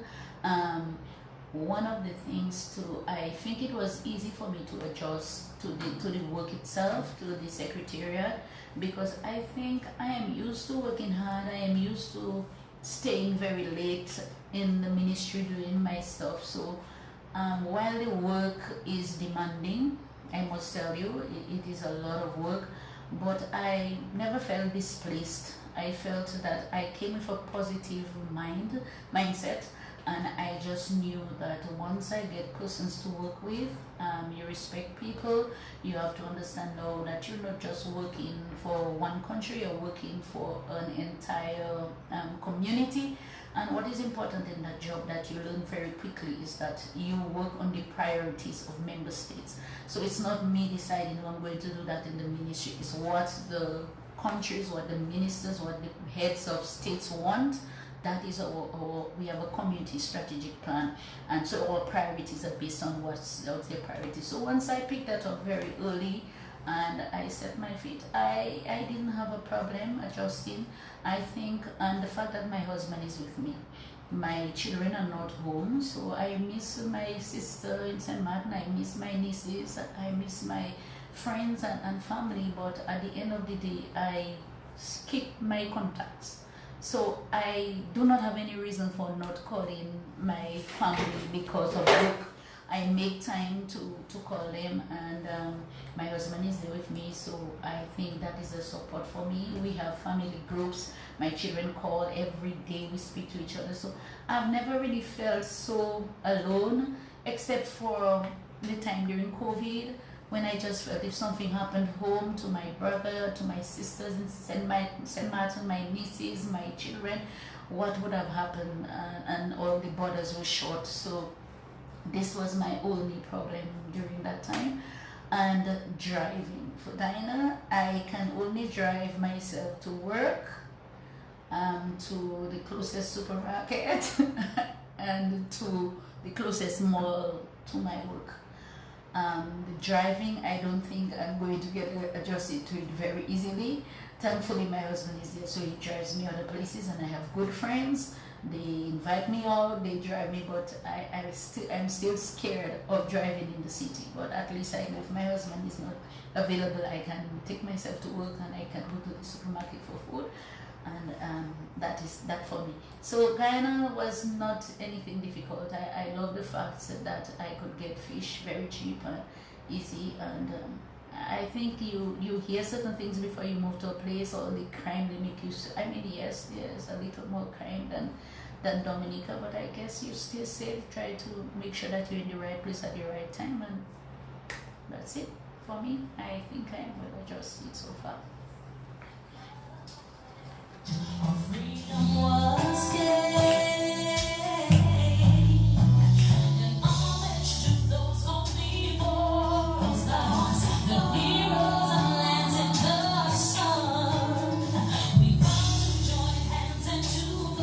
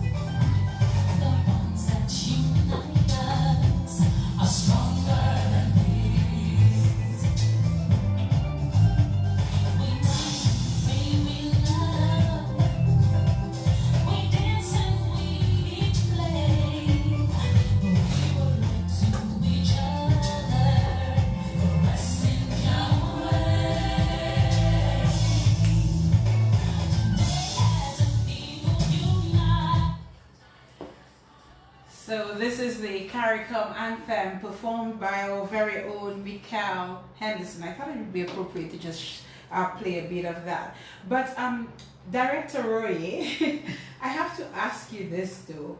What do you think contributed to your success from a primary care nurse to a director in a regional institution? Let's talk. Very good question. Okay, when I started, you remember I told you that I'm intrinsically motivated. I also mentioned that I had some very good mentors. I could not have explained everything, but you remember I mentioned when we started primary care nursing. Actually, I think I forgot to tell you that I had packed up my bag and ready to go home while I was doing my primary care nursing because life in Roseau wasn't the best for me. And I remember the then coordinator at the time, Nurse Jean Jacob, when I went to tell her that that would be my last class. Tell me, child, go back in your seat and behave yourself.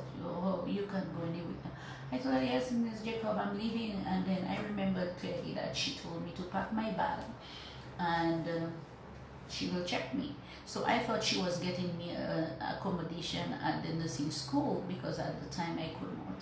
So when I packed my bag, she dropped me somewhere in Fields Lane and she said, that's where you'll be, going home what?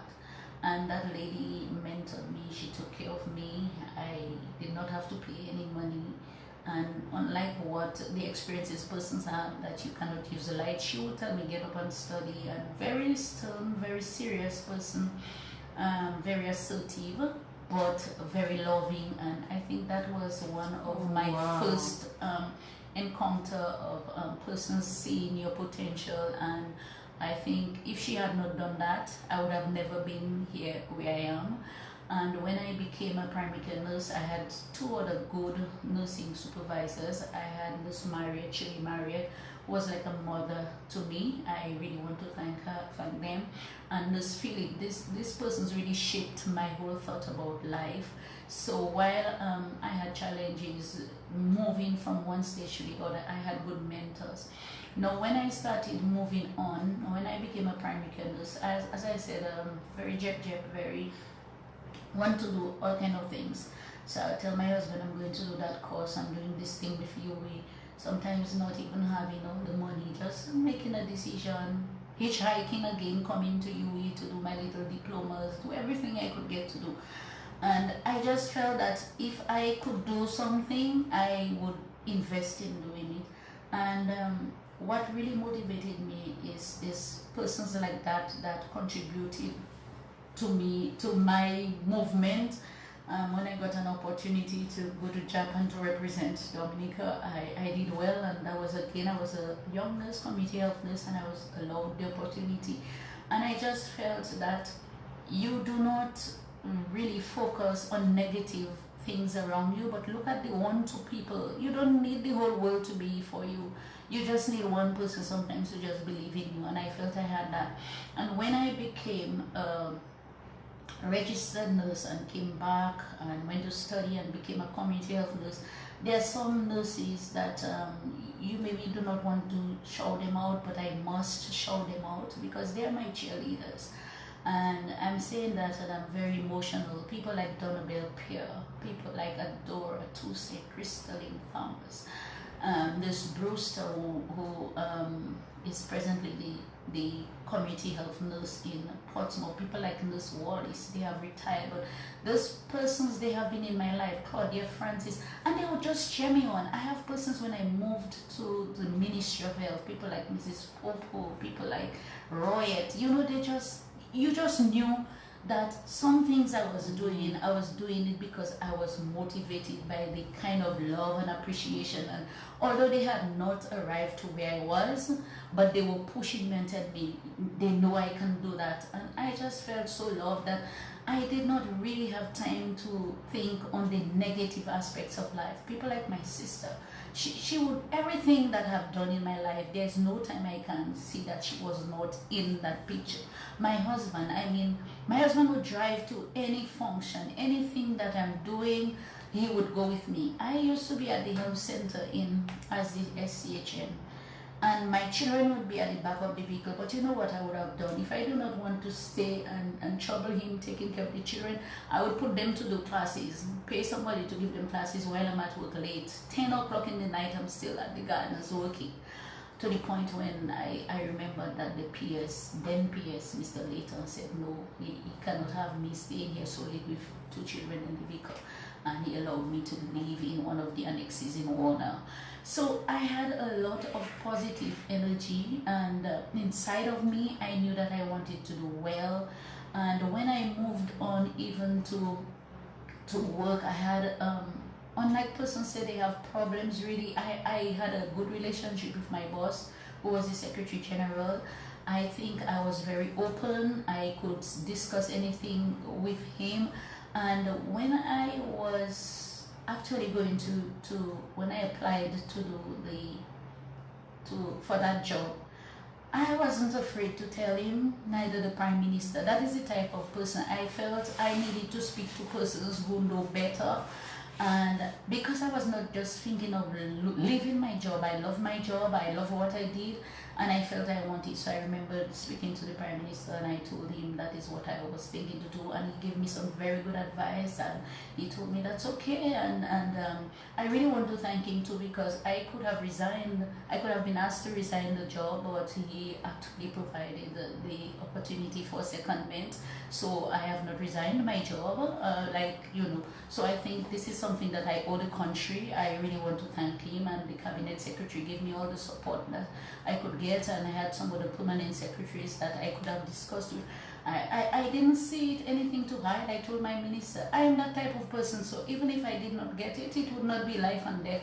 And I think what motivated me is just doing stuff, doing what you have to do based on what the results you want is going to be based on what you put in. And I think if you put negativism, you're going to get it. So I'm a very optimistic person.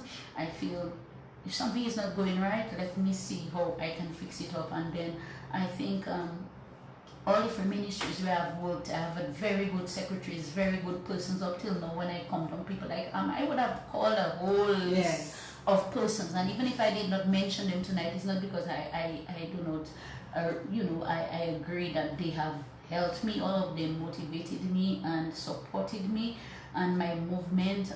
When I went to the last ministry, I got so much love from the Ministry of Health. I stayed like almost 2 months getting gifts from people, students, staff, and I think I was very humbled by that. I just felt that you do not know until you see, because you do things and sometimes you feel that people forget, and I just think the strength of my family, the way my children support me, Shani and Ryan, they would go all out of the way, and anything that I desired, my husband, my children, my family, my friends, my cheerleaders, they were there. This Jacob was there up till the end. I mean, I had to be open. I could not hide my past CAPSEC, who was Ambassador Gregoire. All these people were influential in my life, and I just think that I owe Dominica, I owe people. I do not take my success just for me. I think it is a culmination of my own skills, my own maybe desire and ambition, but more so the help of friends, because you cannot live in a world alone. It doesn't matter how bright you are, you always need persons, and I had some good people in my life. Still have some very good connections that I do not want to give up. I'm going to continue to be the type of person I am, and as I said, I have many children that I did not give birth to, but life gave them to me as special gifts, and I admire them. I continue to work, and I think that's what motivated me. So I just knew, I didn't know it was going to be director. I did not know that I was going to go Guyana, but I just knew one of those days something good would have reached my way, and I was just committed to see it to the end. And of course you have staff in Guyana. Yes, and well, that's where I am now, that I have good staff. I have persons who are very bright. They use their own initiative and they work together, because as I said, you are not an island. You can't achieve things. And I always say, even in Guyana, I tell them, the achievement is not mine, it's not even my boss. Yes, it's the team effort and the work that the technical officers do to enhance the quality of the work that we do. So So I think that is where I am, and I will continue. Since I am at the Secretariat, I will continue to do my best, and with the support of my boss and the rest of the staff, I think we can enhance and improve the community, the community, the Caribbean community, and make it a better place for our citizens, so that everybody has equal opportunity to, realize their dream. Throughout the program, you spoke a lot about people and helping people, and you've done some charitable work. And as we're getting towards the end of the program, talk to us about some of the charitable work that you've actually done in Dominica, and even in terms of mentorship and some of the good work that you've done. Okay. All right. These are the things that maybe you say to the open, and but since it is a program that is. Okay. So when I think sometimes in can't remember, but a few years ago, my husband and I, we just decided that we wanted to provide some support to vulnerable groups, and we chose the Kalinago territory. And we just started. I used my little negotiating skills, tried to get food supplies. We got clothing. Some my sister would send, some other friends would send, and then we started visiting the territory and ensuring that at least the most vulnerable, we could assist them with food supplies and clothing. We worked with the church also, since we are Christians. We worked with one of the pastors in the area, and he would have identified and provide support. We worked with the village council also, and then so we started it just on our own, just to see how we could assist. We also provided in our own community the same food and clothing items when we had available. And I think it was maybe 5-6 years ago, we brought it to church, and we told our pastor that is our heart, that's what we have been doing, but we would want it to be a little grander, and if they could support. And the then pastor, Pastor Merrill, he took it up, and he started to get stuff too from overseas, and we had our box at the back of the church getting stuff. I still continued negotiating and advocating and got stuff, and then we went as a church. We had a little preaching, sometimes my husband, myself, other people, and we just encouraged the people. And I think it only came to an end when we had a change of church leadership, and we could not have done it, though we do it like on an individual basis, but not on a large scale. And with work movement, moving from here to living room, so I only came home on weekends, so it was difficult for me to continue. So that's what. And with the mentorship, we started off with, as I said earlier on, with assisting some primary school children in their common entrance exams. Then we moved to in church, my church life. I held family seminars, youth seminars, women's seminars, and empowering persons to take the right decision, make the right decision based on the information they have. I also facilitated the programs for the youth skills training in Portsmouth for several years. I facilitated sessions at CAUSE, that is the Center for Adult Learning, and I just made myself available whenever the opportunity would come. And we have young persons that are struggling, they wanted to do work, they wanted some support. Together with my husband, we would assist them in whatever. We still do that. I am overseas, and still with my job, if young people, they have issues, they want something, and I think that has assisted me to build up myself. I have assisted many persons in getting scholarships, even from the government. I would go and speak on their behalf, write up their little proposals, and help them with their applications. And I have seen it working, that persons get in life. Life cannot be just about you. While my children are doing very well, I think that I owe something outside of my immediate family, my friends, my sisters, brothers, nieces. I think I have an obligation to impact other persons. So think that's in my little way. That's what I've been doing to do that. Awesomeness. So we're getting ready to wrap things up here. We had a fun poll on our Facebook page, and the question was, in what year did you move to Guyana? And the correct response is July 1st, 2019. Yes. So you're just going to do a little shake for me with that bag. We had 58 persons who were correct.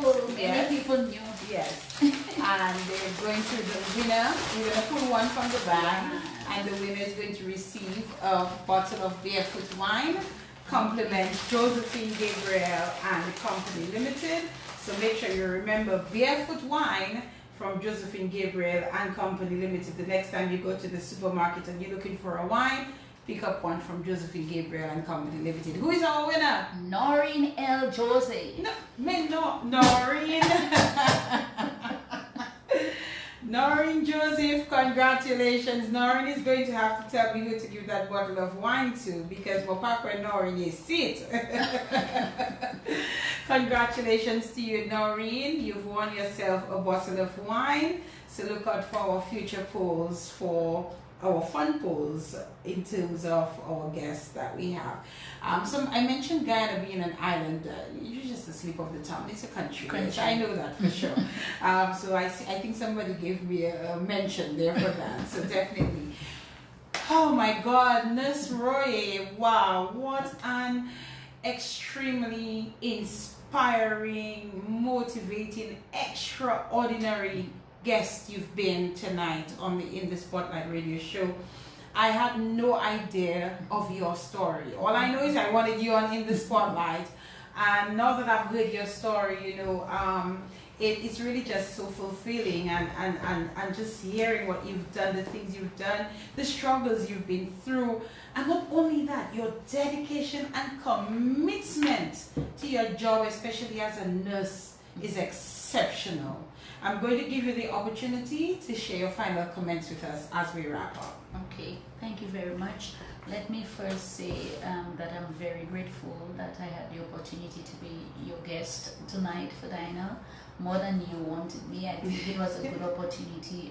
As you said, some persons knew my story, part of the story. Some knew nothing about my story, but I think it's a good story to tell, because we have persons who every day they go through their own struggles, and I think I share my story because some people feel that they are alone, that what is happening to them, it's only they, and I think if I could explain to people that where I am today did not start where, it did not start all well. I had my own hurdles, but I think I was inspired to continue to persist. I think persistence is something, especially for young people, persons who have not realized their dream. They have big dreams, and they think because they did not have the right environment, they do not have the right mentors. Sometimes we look for too many things to really start off. I think you have to start where you are. And as you learned, I went back to learning mathematics, and so for you it might be just starting off your school, whatever you want to do, and being inspired by that, and stop listening to negative people and negative things. And people have a lot of things to say about persons, they have things to say about a country. Just stop being negative and look for some positivism, and see how you can, move through life in spite of your challenges. And if you have something to change in your life, think of what it is you want to change, and if you know what you want to change, then you work at it. Nobody is going to do everything for you. So God in himself, he gave you the skill set, he gave you certain things, but there are some things that we have to do by ourselves.